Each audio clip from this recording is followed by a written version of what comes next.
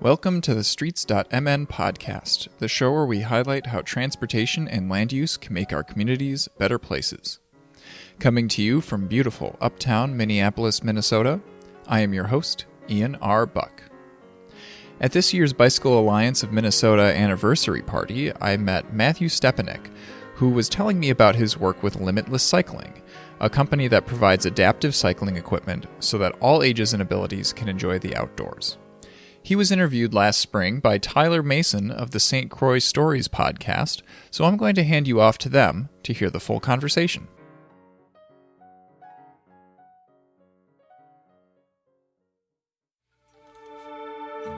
As the weather warms and we start thinking about outdoor activities, riding bikes might be something that's on your list. But cycling isn't always an option for everyone. Yet thanks to local nonprofit Limitless Cycling, bike rides are becoming more accessible for those who might not otherwise be able to experience the joy of riding a bike.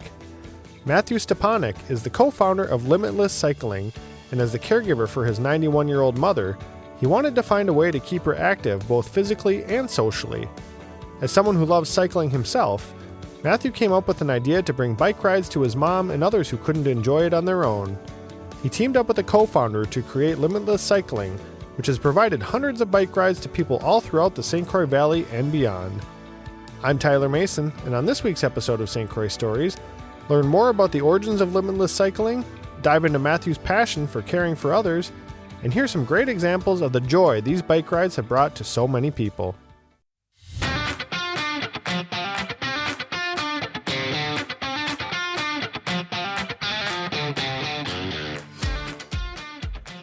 Well, pretty soon the weather will be heating up and you'll be able to get back out on your bikes. And there's a great organization that's helping people get out on bikes who maybe otherwise wouldn't have that opportunity to, and that is Limitless Cycling. And I'm here with the co-founder and director, Matthew Stepaniak. Matthew, how are you doing today? Great, Tyler. Thank you for having us. Yeah, absolutely. I'm excited to learn a little bit about you and a little bit about your organization too. So maybe let's start with your background, just kind of your introduction and tell people who you are. My name is Matthew Stepaniak. I am the primary caregiver for my 91-year-old mother, who just happens to be here in the library with us. Oh, cool. It's one of her favorite places to hang out. My background, I'm an architect by degree. Okay. I used it momentarily, and then I did a favor for a friend. I had a 20-year professional career in the collision industry, working for Honda and Ford. When my father's cancer came out of remission, I became a primary caregiver and shifted my whole life towards that. And Limitless Cycling kind of came about all because of it. Sure. So I guess let's start with Limitless Cycling. For those who haven't heard of it, maybe share a little bit about the organization and what you do. Great. Limitless Cycling, Darren and I, we founded this in 2019 for two different reasons. And we were doing it on his side for professionally, for my side personally. And in the beginning, neither of us knew that we were doing the same thing at the same time and in the same place. Limitless Cycling was founded in 2019. It is dedicated to enhance the mental and physical well-being of our community. We empower individuals of all abilities to experience the outdoors by providing adaptive outdoor equipment with bicycles and action track chairs. With our partners with River Valley Trails and all the community engagement and the volunteers, we promote inclusion, connection, and improved well-being for seniors, veterans, and those facing mobility challenges. Sure. I guess, how did the idea kind of come about? You mentioned your co-founder, Darren, and how to pronounce his last name for me? Dobier. Dobier, there we go. I guess, how did the idea just to come about to start this? My mom had a stroke in 2018, and I was looking for a way to physically, socially, and mentally engage her. And we landed on a bicycle, but we really had to think outside the box as far as an able-bodied bicycle versus an adaptive bicycle. At the same time, Darren, who owned Dyro Outdoors, he brought kayaks, mountain bikes, fat tires to those who wanted to rent it, who didn't necessarily could own it, maybe didn't have the space to store it. Sure. But he had a mobile program that brought these equipment to the parks, state, city, campgrounds. Okay. And what he was seeing this shift in a multi-generational outings. And too often than not, he was seeing grandma and grandpa having to sit back at the picnic area campground while the younger generations were going out for bicycle rides. Yeah. When I first got my adaptive bicycle for my mom, we didn't get very far very fast. Who are you? What is this? Where do I get one? I know someone. I am someone. And it really made us reflect that there are those in the community that had similar needs and wants, such as my mother and myself. Yeah. Darren was introducing the adaptive bicycling because that was the low-hanging fruit for his company. And we started using focus groups. One of the things that's very, very important to us is having lived experience voices at our tables. Yeah. As able-bodied, as able-minded, we can only assume we think we know. Mm-hmm. The first thing we have to admit is we don't know anything. Sure. We have ideas, good ones, Right. but really to dial it in, we needed focus groups. And Darren and I used the same activity director at the same senior living facility. And Sue Bryan Elmer, who we both know and love, said, you guys know each other. Why aren't you doing this together? And she was the one that brought us together. Okay. And that's how it kind of all started. Sure. So you met through that connection. Correct. Okay. We never intended on having a nonprofit. Sure. But it became so intuitive that it was just too powerful not to go for it. And we did it. Here we are now in 2025. Yeah. We have one of the largest diversified fleets of adapted bicycles.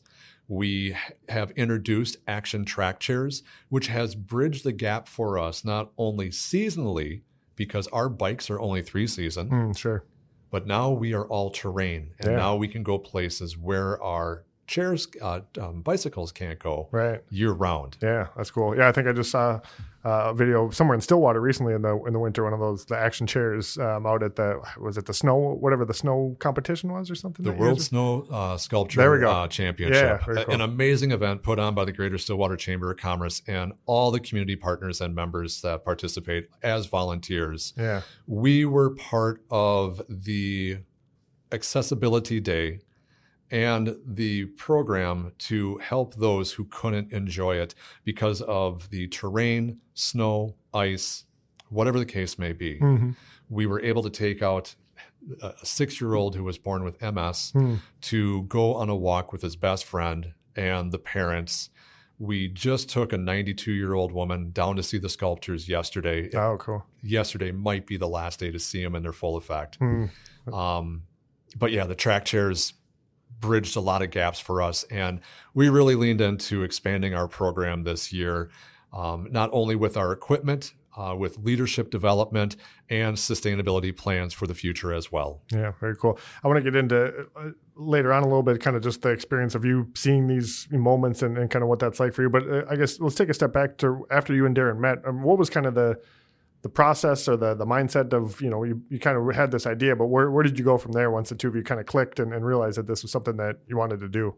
Darren and I have known each other for a lot of years. I am definitely the dreamer. He is definitely the analytic, logistic side. Sure. And the yin and the yang, right? Oh, absolutely. Absolutely. And that's what complemented us. Yeah. We've known each other through the chamber for many years, ambassadors. We are collaborators and instigators at the same time, and we definitely keep it fun and light. Yeah. That is the first and foremost thing that we want with this program. I'm actually wearing a hat that says safety third because the joke is fun will always be first, snacks will be second, and safety will be third. I was going to ask what the first two were after I saw the hat, but yeah, I like that. But Darren and I, we got together and we got to work. Our focus groups were really pivotal for us. Really thinking about how we were going to diversify our fleet in comparison to other cycling without age affiliates, not only around the nation, but around the world. And we needed to make sure that to the best of our ability, equipment and financially, that we could take out as many individuals as possibly we can.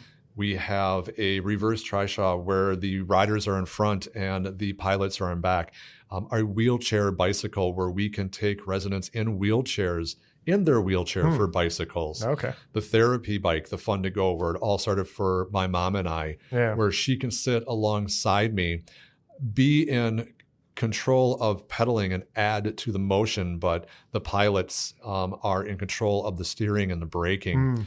The Au Pair, which is a fully functional wheelchair that can divide off the bike, that allows us to do in-room transfers, that really created an amazing opportunity this year when we took out a mother who was in the latter stages of ALS And we were able to do a transfer in her home with dignity and respect with her care team, take her for a ride with her family, and then bring her back and then reverse the process into her home. Wow. So the intentionality, the forward thinking is super important to us. And once again, we are not experts. We are guided by experts and our participants in our focus groups with lived experiences.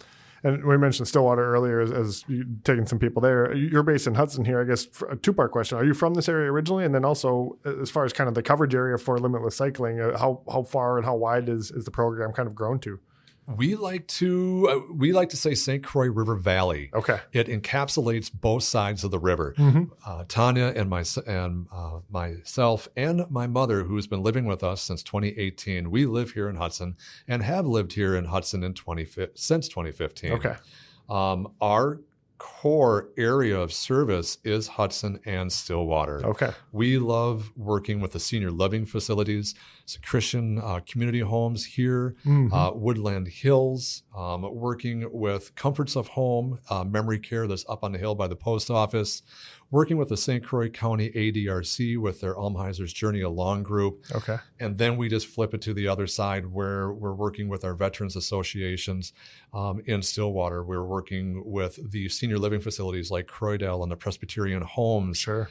And we have evolved to individuals in our community who we are now consulting with them to work through providing bicycles that they can purchase themselves for their children who are now young adults, who has a social worker that might need a little bit more help envisioning what adaptive equipment looks like and feels like, because the insurance company will pay for adaptive equipment, but it will not pay for leisure equipment. And too many times than not, sometimes leisure equipment gets subjectively changed. And then it just falls. Sure. So we've been doing a lot of advocacy work and consulting with individuals in the community. Sure. So do the vehicles that you have, they fall under that leisure category then as far as insurance purposes go? Or do you have some that fall under the ones that would be covered, I guess, by insurance? Our equipment is adaptive medical equipment. Oh, it is? Okay.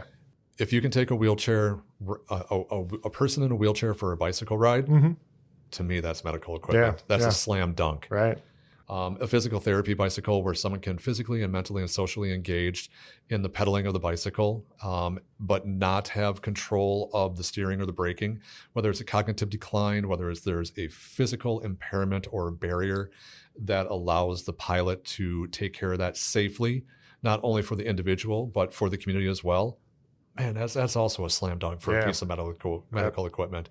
And for what we pay for our bicycles, these are not leisure pieces of leisure equipment.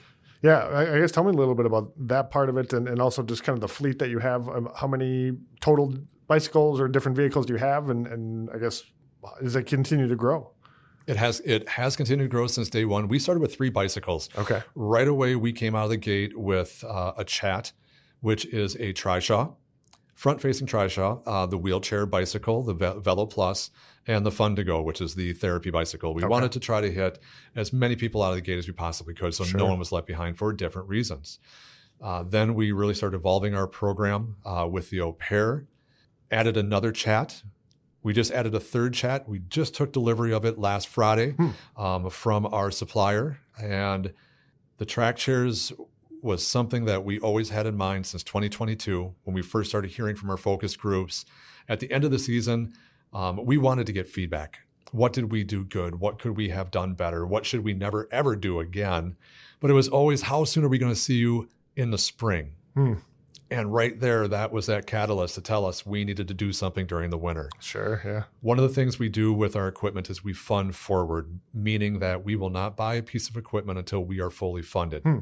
It might take us a little bit, and $15,000, $20,000 for each piece of equipment is a big lift, but it's worth it once we can pay for it in full. We have 100% equity in it. We pay no interest, and we owe nothing to anyone, which allows our organization, River Valley Trails and Limitless Cycling, which we are a program of RVT, to be completely debt-free and to have modest reserves. Sure.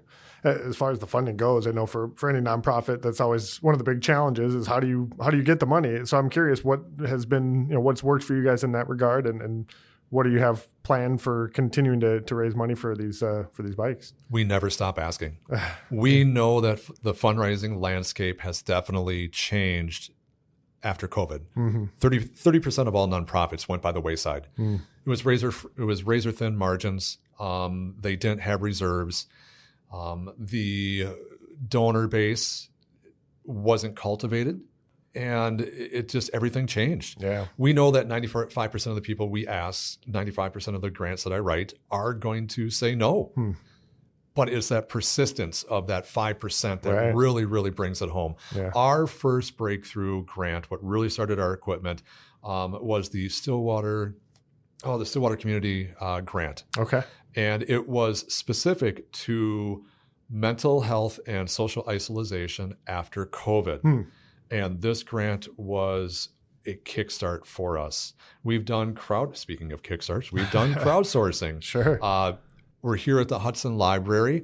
I have jumped in the river multiple times for the Hudson Rotary River Dunk to raise money. I will throw myself in a cold river if someone wants to give us money for our program. Private donations. We do not charge for what we do. We do not solicit funds when we are on site. But if someone feels so motivated after they see an emotional or physical or social response from a loved one that they would like to give us a donation, we will humbly and graciously receive it from them. Yeah. But we've been writing some big grants, and I tell you what, you're actually going to get a sneak peek on this one. Okay. Inclusive Foundation was our biggest grant to date. $50,000 was awarded to us by the Inclusive Foundation to bring the first 2 new Action Track chairs online. Prior to that, another organization that we collaborate with, Hometown Hero Outdoors, had an underutilized track chair that we borrowed from them to start doing photo shoots, to start doing videos, to start our campaign when we were really ramping up this year to bring the track chairs online. Yeah. It worked awesome. At the same time, towards the end of it, when we were about to give it back, they said, well, Matt, why don't you just buy it? Oh, wow. We weren't ready for it, but my mom was. She's a boss.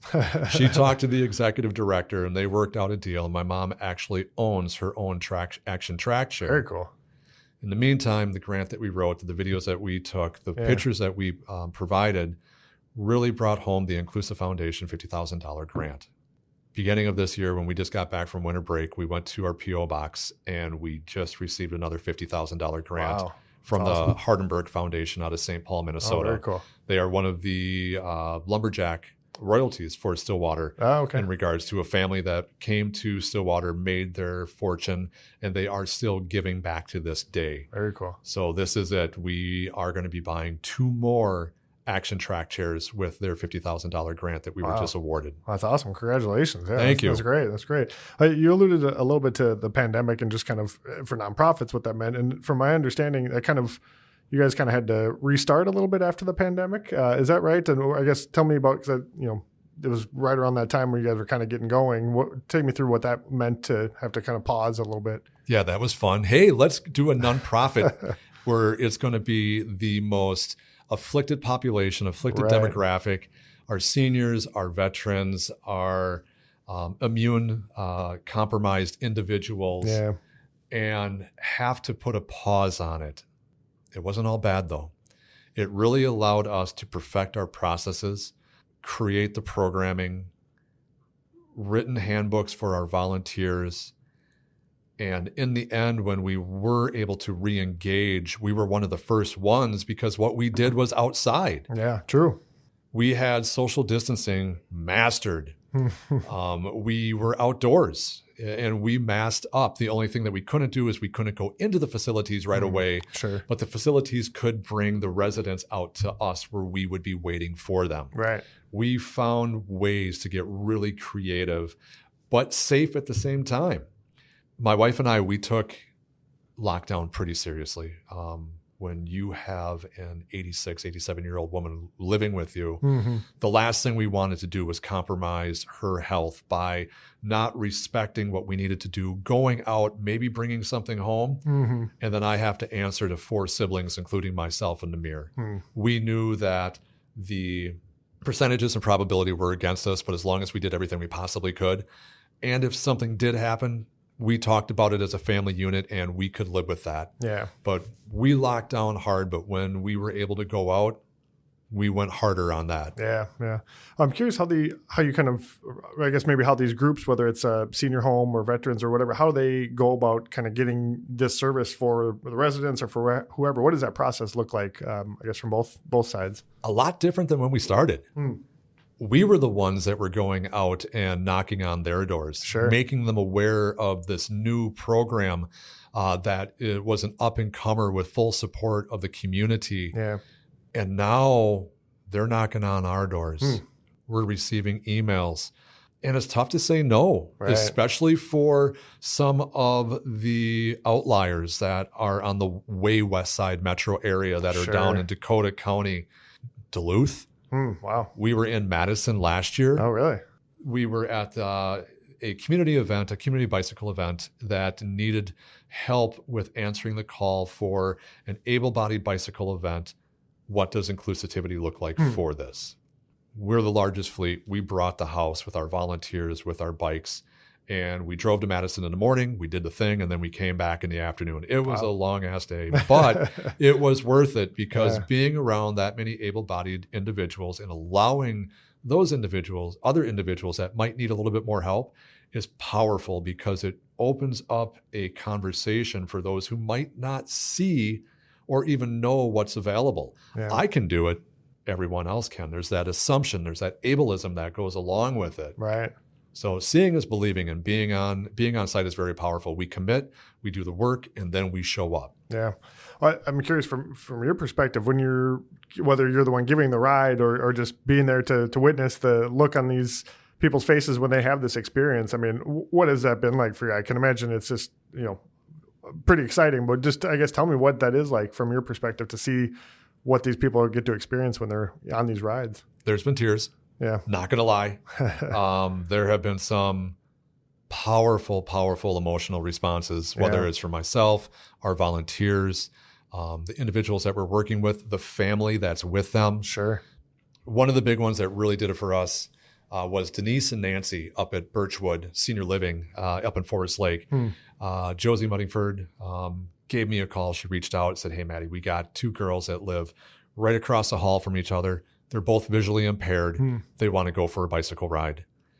And there was a lot of hugs that day. Mary Devine from the Pioneer Press, she came up, did a full story on us, the wind in their hair, and really told the backstory about these two girls that basically just lived together in the senior living facility.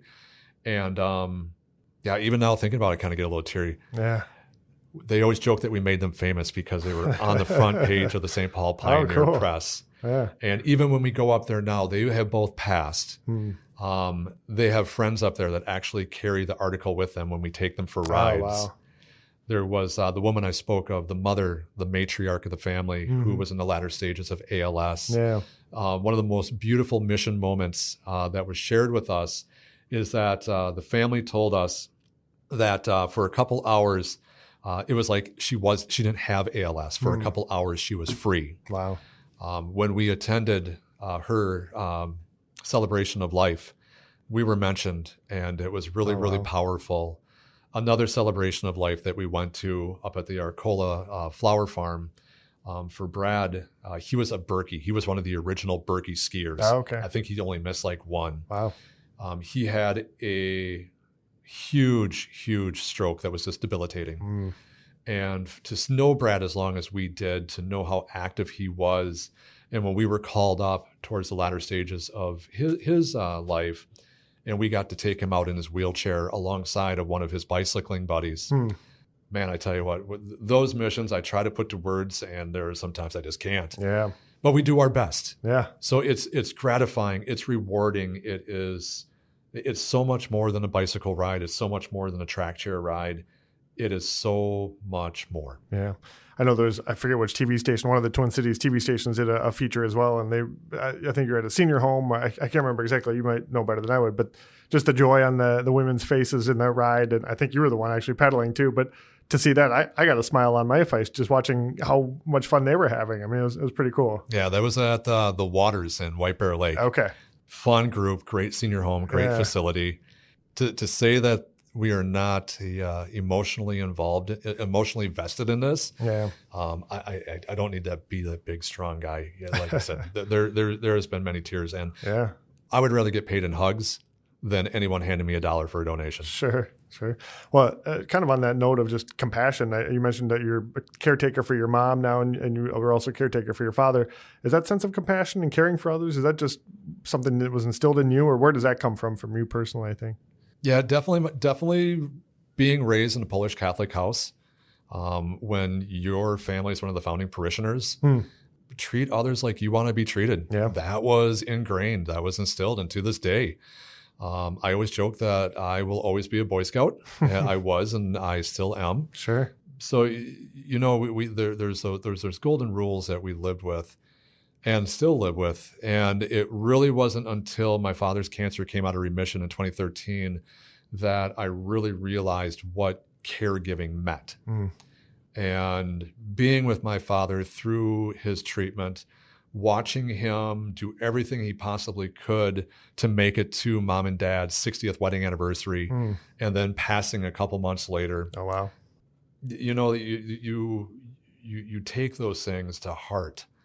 And then all the compassion that my parents gave to myself and to my brothers and sisters growing up, and watching how they were with friends and family, that's just second nature to us now. Yeah. And to be able to provide to my mother what she gave to me growing up, definitely comes around full circle. Yeah. And I really wish multi-generational households in our society was more common. And I think we're going to be seeing that in the very near future as we are entering what's called the silver tsunami. Yeah. 2020 was the first time that 65-plussers eclipsed K through 12 as a cumulative population. 2040, that's going to be 25% of the population. Wow. Where the oldest baby boomer will be in their late 80s and the youngest baby boomers will be in their 65-ish area. There's a reason the senior living facilities are scrambling right now to be built, let alone put workers, skilled staff in there. There are a lot of nursing homes, a lot of senior living facilities that are running at 80% capacity, not because they don't have the rooms, it's because they just don't have the staffing to run at 100%. Yeah. And they're very acutely aware of it. But sooner or later, the number of the population is going to catch up to us. And we're like on that cusp. We're right there. Yeah. We're seeing younger generations move back with mom and dad.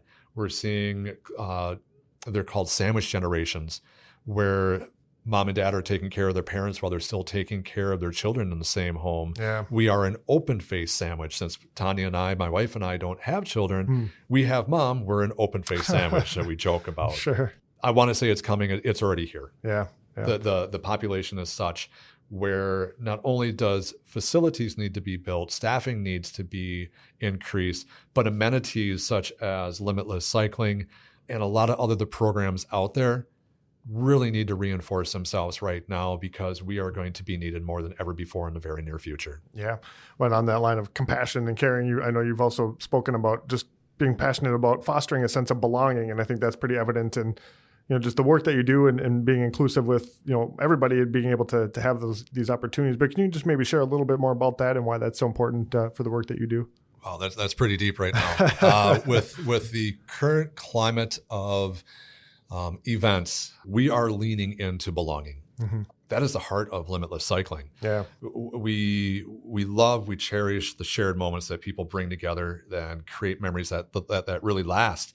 And by fostering a welcome community of riders, volunteers, and partners, we ensure that everyone who joins us, rider, volunteer, donor, feels part of something bigger, a network of support, laughter, and adventure. We are not experts of DEI by any means. We are students. We are learners by experts and by those with lived experiences. And it's our foundation. It truly is. Diversity enriches us. Equity drives us. Inclusion strengthens us. Accessibility empowers us and belonging binds us. And with all of that, we make the outdoors a place for all. That's great. I love that. A couple of questions just specifically about you that I wanted to kind of dive into before I let you go here. I know you've competed in some Ironman competitions. I saw that in my research. I'm curious about those because I am not one that could ever come close to doing that. So obviously you're an avid cycler and that, kind of plays into Limitless Cycling, but just the whole Ironman competition, I guess, how many have you done and how did that go for you?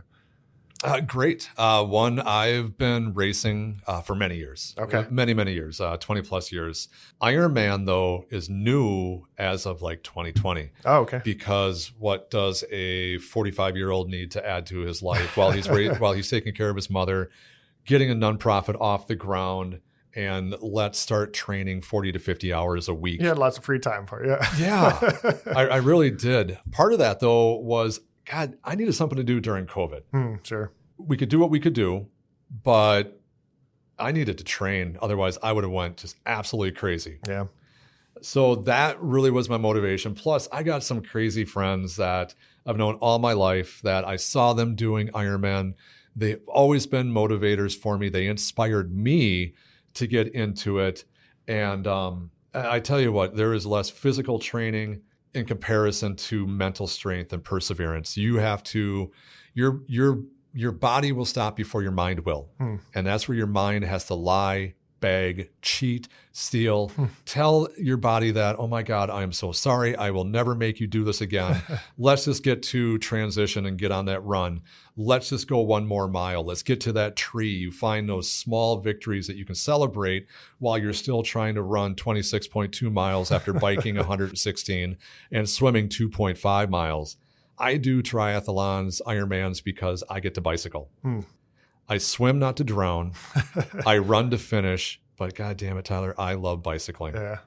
And I mean, the passion that goes along with it. I mean, you got to be batshit passionate in order to do something like that. Yeah. And to start a nonprofit from the ground up, you got to have that same mentality of never give up. Right. Because the reward is too big. Yeah. Whether it's personal, professional, nonprofit, or Ironman. Yeah. Obviously, I'm guessing the cycling is the strongest one. Which is the bigger challenge for you, the swim or the run? I hate running. Most people do. I used to hate swimming. Okay. But I got better at it, and I realized there were different strategies that really made it more tolerable. To get to the bike, all the people that passed me on the swim, I would catch on the bike. And after I really started to be non-competitive and be a traditional age grouper who was just looking for good finishes, it became so much more relaxing and more fun. My last one I did in Chattanooga, had a really good swim, amazing bike, and I caught one of my team members who was struggling in the first couple miles of a 26.2 mile run. I decided to throw my race out and just hang out and get them across the finish line. Oh, sure. I picked one up, and then we picked up another team member. And the three of us not only crossed the finish line together, but we were able to grow personally as friends and as teammates. I stole a plate of nachos off of a table restaurant that we ran by, stole their beer the next time on the run. We were just having the best time, and we all finished. Whereas I know that if I didn't, it would have been a long, long race, and they might have got pulled if they didn't get hit the car. Wow. But it was more about camaraderie for me than anything. Yeah, that's super cool. As far as cycling locally goes, I've had a few other guests that we've talked about that, including Art Doyle. He was telling some of the places he likes to bike, but I'm curious where maybe whether it's Hudson or St. Croix Valley in a wider scope. What are some of your favorite trails to ride? Art is an animal. That man will forget more about bicycling than I will ever learn in my lifetime, and I will never catch his accumulative mileage.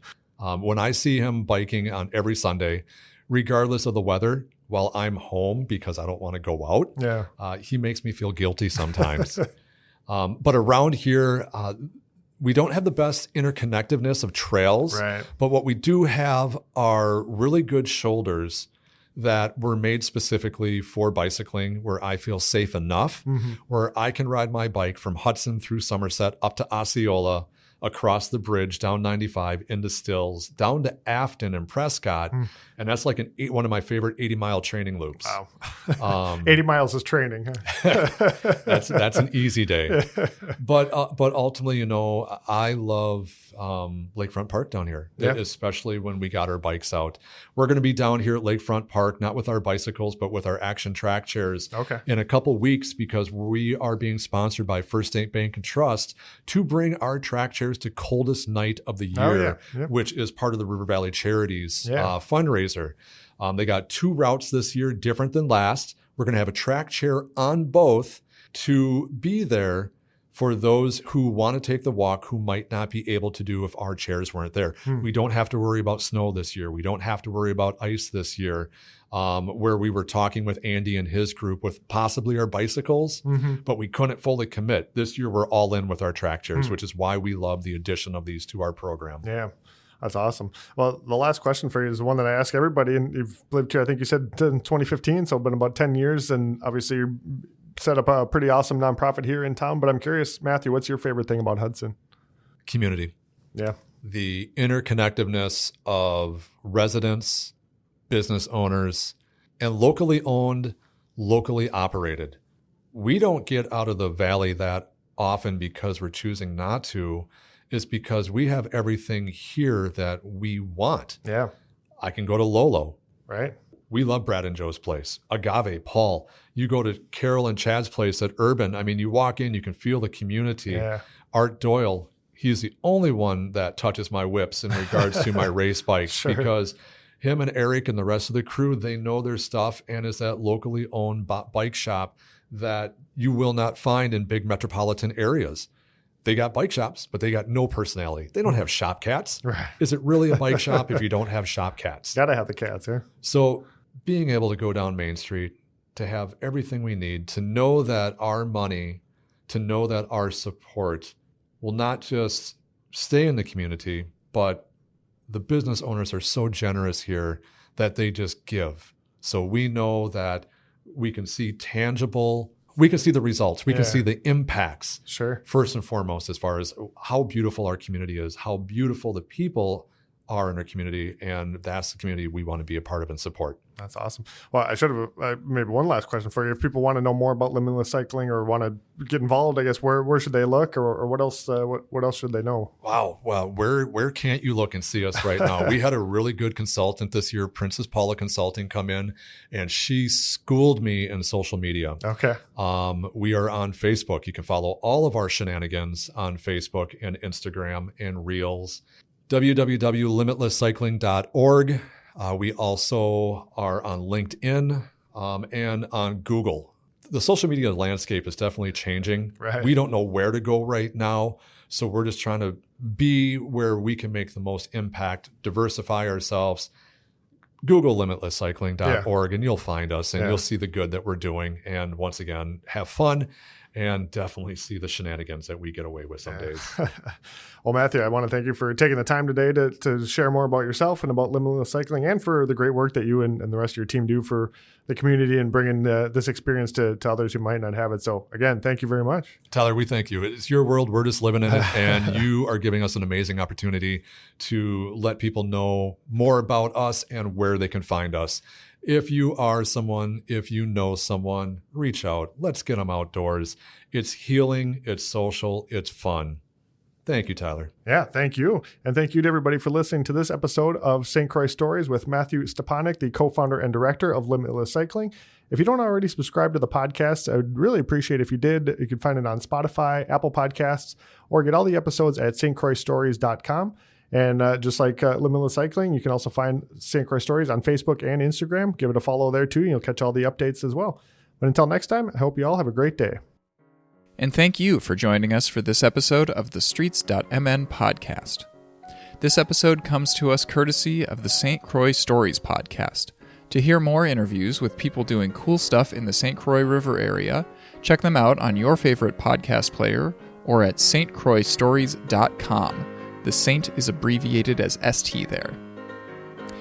The music you're hearing right now is by Eric Brandt and the Urban Hillbilly Quartet. This episode was produced by Taylor Mason of St. Croix Stories and was transcribed by me, Ian R. Buck. We're always looking to feature new voices on the Streets.mn podcast, so if you have ideas for future episodes, drop us a line at podcast@streets.mn. Streets.mn is a community blog and podcast and relies on contributions from audience members like you. If you can make a one-time or recurring donation, you can find more information about doing so at streets.mn/donate. Find other listeners and discuss this episode on your favorite social media platform using the hashtag StreetsMNPodcast. Until next time, take care.